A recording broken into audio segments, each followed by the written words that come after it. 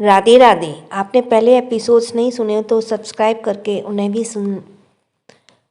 Episode 347 Sonal की मुश्किलें। रेहान का घर वापस आ गया था, इसलिए घर के सभी लोग उसके वेलकम के लिए बाहर आ गए।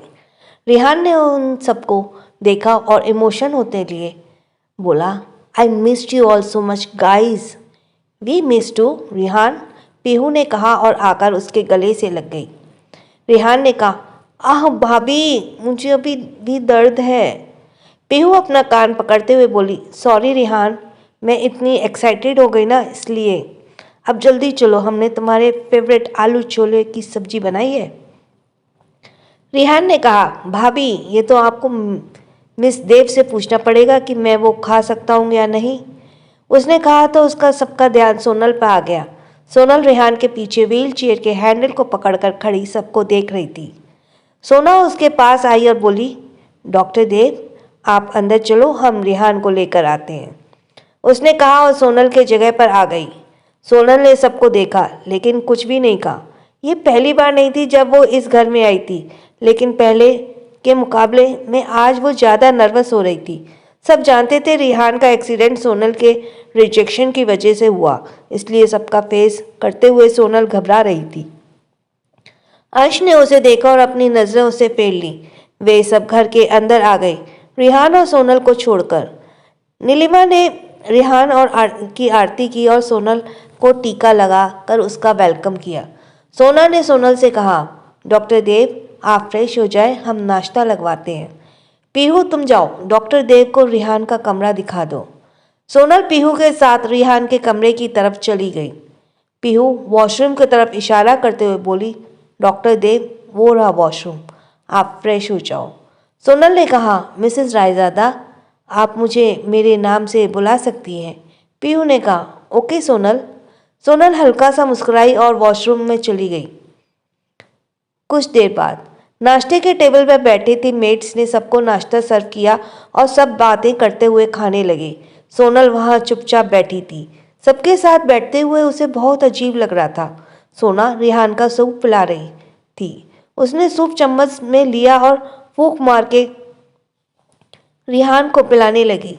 उसने अपनी साड़ी से रेहान का मुंह साफ किया और कहा, लगता है डॉक्टर देव तुम्हारा अच्छे से ख्याल रखती हैं, इसलिए तुम बहुत जल्दी ठीक हो रहे हो। सम्राट ने कहा, हाँ आखिर रखेगी भी क्यों नहीं, इतना प्यार जो करती है। क्यों डॉक्टर देव? उसने ये कहा तो सोनल के हाथ एक पल के लिए कांप गए। उसने सबको देखा और एक्सक्यूज मी कहकर अपना खाना बीच में छोड़कर चली गई। सब उसे ऐसे जाते देख रहे थे। सोना ने कहा, आई थिंक हमें उन्हें थोड़ा वक्त देना होगा। सब उसके ऐसे जाने से उदास हो गए थे। सब समझ रहे थे सोनल ने के लिए इस फैमिली को इतनी जल्दी एक्सेप्ट करना बहुत मुश्किल होने वाला है। शिवी ने सबको उदास देखा तो कहा, डोंट वरी रेहान भाई, अब डॉक्टर देव आपका ख्याल नहीं रखना चाहती तो कोई बात नहीं, अब मैं और सोना भाभी है ना आपके पास। उसने कहा तो सब मुस्कुराए। अंश ने उसके सर पर चपत लगाते हुए कहा, पहले तुम अपना और मेरे भांजे का ध्यान रखना सीखो, उसके बाद रेहान का रखना। डॉक्टर बन गई हो लेकिन तुम्हें अपना ख्याल रखना नहीं आता, उसका कैसे रखोगी? शिवी ने मुंह बनाते हुए कहा, भाई मुझे मारना बंद करो, मैं अब बड़ी हो गई हूँ। दीप ने कहा, हाँ तभी तो तुम्हारा ख्याल मुझे ही रखना पड़ता है। शिवी उसके हाथ पर मारकर उसे घूरने लगी। रेहान सोनल जहाँ गई थी वहाँ देखने लगा। सोना उसे ऐसे परेशान होते देखकर बोली, तुम फिक्र मत करो, हम देखते हैं। उसने कहा और चली गई। सब फिर से खाना खाने लगे। इधर सोना रेहान के कमरे में खिड़की के पास खड़े होकर बाहर की तरफ देख रही थी। तभी उसे अपने पीछे किसी के आने का एहसास हुआ तो उसे झट से अपनी आंखों में नमी को साफ करने पीछे पलट गई। सोना उसके पास आते हुए बोली, डॉक्टर देव आप ठीक है ना? सोनल ने हाँ में सिर हिलाया। सोना आगे बोली, हम समझते हैं आपको यहाँ सबके साथ रहने में थोड़ी मुश्किल हो रही है, खास करके अंश के सामने रहने में, लेकिन डॉक्टर देव अगर आप पास्ट को भुलाकर आगे नहीं बढ़ेंगी तब तक आपके साथ ऐसा ही होगा। इसीलिए सोना कहकर रुक गई थी। सोनल ने बीच में कहा, आपने कभी किसी अपने को खोया है मिसेस रायजादा, जिसे आप बहुत ज़्यादा प्यार करती हो? सोना ने नहीं में सिर हिलाया। सोनल बोली, इसलिए आप नहीं समझ सकती मैं इस वक्त कैसा महसूस कर रही हूँ। अपने भाई के साथ बैठकर खाना खाना मुझे ये नहीं होगा। अपने भाई के दुश्मन के साथ बैठकर खाना खाना मुझे नहीं होगा। लेकिन डॉक्टर देव, विहान, वो आगे कह ही पाती क्योंकि सोनल ने बीच में कहा, आप सब मेरी फिक्र मत करो, मैं यहाँ सिर्फ रिहान के लिए हूँ। रिहान के ठीक होने के बाद मैं उसे देहरादून ले जाऊँगी, हमेशा के लिए। तब तक मैं किसी होटल में रह लूँगी। उसकी बात सुनकर सोना हैरान हो गई। वो कुछ कहने की थी कि सानवी भागकर उसके पास आई। उसने अपना कपड़ा खाने से गंदा कर लिया था। उसने कहा, मम्मा मम्मा, आद्या दी ने मेरे कपड़े खराब कर दिए।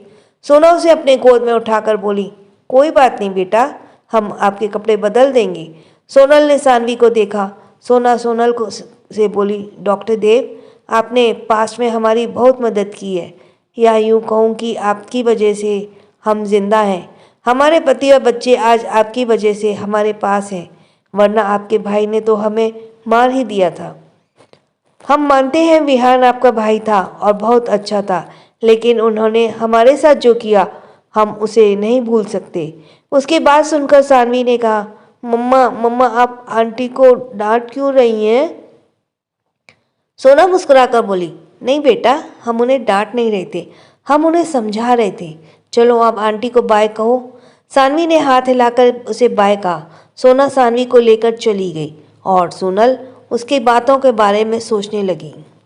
सो you are listening from Kanha, हम सबके कान्हा।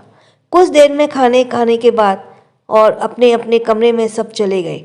अर्श, दीप और शौर्य किसी काम से बाहर गए थे। इधर पीहू पानी का मग लेकर कमरे में आ रही थी।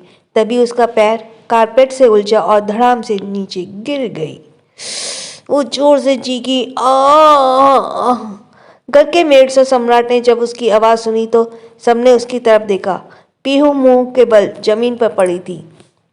ये तो अच्छा हुआ नीचे मोटा कारपेट बिछा हुआ था, वरना उसका नाक टूट जाता। सम्राट भागकर उसके पास आया और उसे उठाकर सोफे पर बिठाते हुए बोला, तुम ठीक हो? पीहू ने हाँ में सिर हिला दिया। अंश ने देखा अंश ने देखा पीहू के नाक से खून आ रहा है। वो जोर से चीखी, आह। घर के मेड्स और सम्राट ने जब उसकी आवाज़ सुनी तो सबने उसकी तरफ देखा। सम्राट, तुम ठीक हो ना? पीहू ने हाँ में सिर हिलाया और सम्राट ने देखा पीहू के नाक से खून आ रहा है। उसने उसके चेहरे को हाथ में भर लिया और उसके नाक को देखते हुए बोला, तुम्हारे नाक में तो खून आ रहा है, देखकर नहीं चल सकती?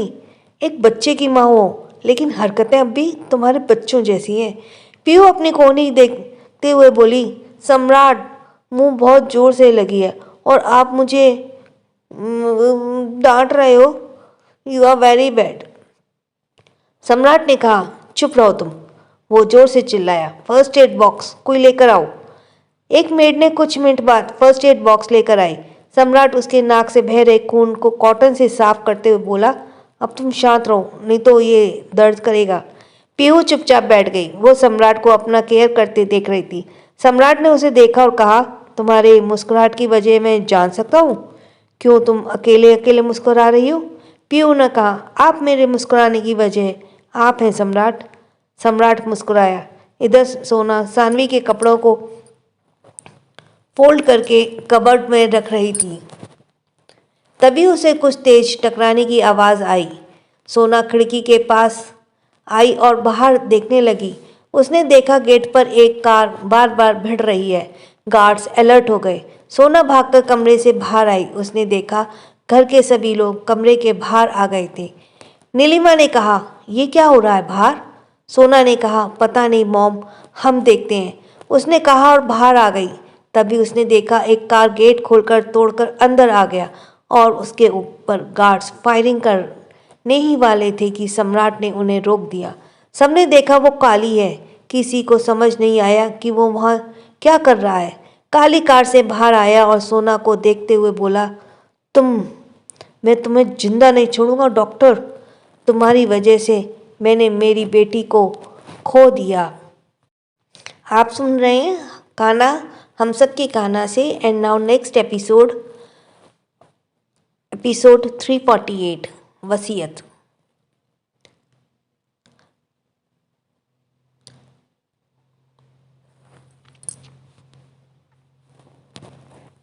काली रायजादा हवेली के सामने खड़ा था। उसे पता चल चुका था कि जो भी उसके साथ हुआ वो अंश का किया हुआ था। उसने आज सुबह से ही अपना सब कुछ खो दिया था, इसलिए उसे बिल्कुल भी डर नहीं था कि वो इस वक्त अपने सबसे बड़े दुश्मन के घर अकेला खड़ा है। घर के सभी लोग उसे देखकर बाहर आ गए। काली ने सबको गुस्से से घूरा और बोला, कहाँ है वो अंश रायजादा, कहाँ है वो कमीना साला। उसकी बात सुनकर सम्राट आगे होते हुए गुस्से से बोला, अपनी हद में रहकर बात कर काली, भूल मत तुम इस वक्त कहाँ खड़े हो। काली ने उसे देखा और कहा, तुम हो सबसे बड़े कमीने। तुम दोनों भाइयों ने मुझे बर्बाद कर दिया।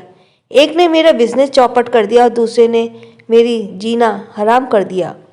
वो अपने हाथ में जोर जोर से अपने सर पर मारते हुए बोला, क्यों क्यों? हरामजादे ने मेरा जीना मुश्किल कर दिया। मैं उसे जिंदा नहीं छोड़ूंगा। उसने सोना को देखा और कहा, बता देना दे अपने पति को। काली आया था यहाँ। काली किसी से नहीं डरता। उसे लगता है उसने मुझे बर्बाद कर दिया, लेकिन शायद वो भूल गया अब भी उसका वो 700 करोड़ की ज़मीन मेरे पास है। वो ये सब उसी के लिए कर रहा है ना, लेकिन याद रखना मैं उसे उसका होने नहीं दूंगा। उसने कहा और अपनी गाड़ी में बैठकर जैसे आया था वैसे ही चला गया। सब उसे इतने गुस्से में देखकर एक पल के लिए घबरा गए थे। सोनल से सारा तमाशा दरवाजे पर खड़े होकर देख रही थी। उसने कहा, इस घर के लोग कभी नहीं सुधर सकते, हमेशा गलत का सपोर्ट करते हैं। उसने कहा और कमरे में आ गई, जहाँ पर रिहान व्हील चेयर पर बैठे उसे ही देख रहा था। उसने पूछा, बाहर क्या हो रहा है? वो आवाज़ कैसी थी?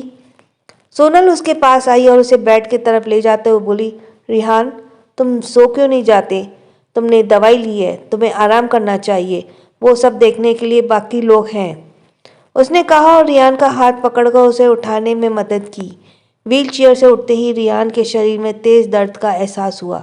सोनल उसे बेड पर बिठाया और उसके पैरों को बेड पर रखते हुए उसे अच्छे से लेटाया। उसने उसे ब्लैंकेट से कवर किया और बोली, अब तुम आराम करो, अगर किसी की चीज़ की ज़रूरत होगी तो मुझे बताना। उसने कहा और जाने लगी तो रिहान ने अपने कांपते हाथ से उसका हाथ पकड़ लिया। उसने कहा, मिस देव आप मुझे अकेले छोड़कर चली क्यों नहीं जाती? देखो मैं अब किसी काम का नहीं रहा, आप मुझसे अपना वक्त बर्बाद क्यों कर रही हैं? रिहान का सवाल सुनकर सोनल ने कहा, रिहान तुम्हें कुछ नहीं हुआ है। जब तक मैं तुम्हारे साथ हूँ तुम्हें किसी की चीज़ की फिक्र करने की ज़रूरत नहीं है। रेहान की आंख से आंसू का एक बूंद लुढ़क गया। उसने कहा, चली जाओ सोनल, मैं तुम्हारा ख्याल नहीं रख पाऊंगा। तुम्हें मेरे साथ रहकर अब तकलीफ के अलावा और कुछ नहीं मिलेगा। मुझे नहीं पता मैं दोबारा कब अपने पैरों पे खड़ा हो पाऊंगा। ठीक होने के बाद भी कोई गारंटी नहीं कि मैं तुम्हें वो खुशी दे पाऊंगा जो शादी के बाद हर लड़की अपने पार्टनर से एक्सपेक्ट करती है। वो ये कह ही रहा था कि सोनल ने तेज़ आवाज़ में कहा, रेहान तुम अपनी बकवास बंद करो। मुझे तुमसे कुछ नहीं चाहिए। मैं बस तुम्हें ठीक देखना चाहती हूँ और इसके अलावा और कुछ नहीं। उसने कहा और रेहान के माथे को चूम लिया। रेहान ने अपनी आंखें बंद की और उसकी आंख से आंसू बह गए। उसने कहा, प्रॉमिस करो तुम मुझसे कभी भी दूर नहीं जाओगी? सोनल ने उसी तरह से हाँ में सिर हिलाया। कुछ देर बाद रेहान इसी तरह सो गया। So you are listening from Kanha हम सबके कान्हा। रोना और नीलिमा दरवाजे पे खड़े होकर उन दोनों को ही देख रहे थे। उन्हें देखते हुए उनकी आंखें नम थीं। सोना ने नीलिमा का हाथ पकड़ा और उसे ले जाते हुए बोली, चलिए मॉम आप भी रेस्ट कीजिए। सोना नीलिमा को लेकर कमरे में आ गई और जहाँ पर शिवा पहले से मौजूद थे। शिवा ने सोना को देखा और कहा, बेटा अंश घर आ जाए तो उससे कहना मुझे मिले। जी डैड, कहते हुए सोना वहाँ से चली गई। सोना कमरे में आ गई। उसने देखा सानवी और आद्या उनके बेड पर आराम से सो रही हैं। उसने उन दोनों को देखा और उनके पास आ गई। काली ने जिस तरह उसे धमकी दी थी उसके मन में अजीब सा डर बैठ गया था। उसने सानवी के चेहरे को सहलाया और उसे देखने लगी। तभी उसे अपने पेट में अजीब सा एहसास हुआ। उसने अपने मुंह का पर हाथ रखा और वॉशरूम में भागी। सिंक के सामने खड़ी होकर वो उल्टी करने लगी। कुछ देर बाद उसे ठीक लगा, तब उसने पानी से अपना मुंह साफ किया और मिरर में खुद को देखने लगी। उसके चेहरा पूरा लाल हो गया था और वो गहरी गहरी सांसें ले रही थी। उसने कहा, पता नहीं हमें आजकल हो क्या गया है। उसने अपना सर पकड़ लिया और बाहर आ गई। You are listening from Kanha हम सबके कान्हा। एक सप्ताह बाद काली अपनी पत्नी और बेटी के साथ जा चुका था। अंश ने बहुत कोशिश की उसे ढूंढने की, लेकिन वो कहीं गायब हो गया। इस वक्त वह एक विल पढ़ रहा था जो किसी ने उसे पार्सल किया था। उसमें उसके 700 करोड़ जमीन का जिक्र था। उस फिल्म में साफ मेंशन किया गया था कि वो जमीन अब काली की भी नहीं रही, बल्कि उसकी बेटी की हो गई थी। नोट: हमने काली की बेटी की उम्र 9 साल की थी, अब 5 साल का कर रही हूँ। उसमें लिखा था, 5 साल की रूहानी सिंह जब तक 25 साल के होने से पहले शादी नहीं कर लेती, तब 23 साल के होने से पहले शादी नहीं कर लेती, तब तक ये ज़मीन उसका भी नहीं होगा। शादी के बाद इस ज़मीन पर 30% हिस्सा उसके पति का होगा।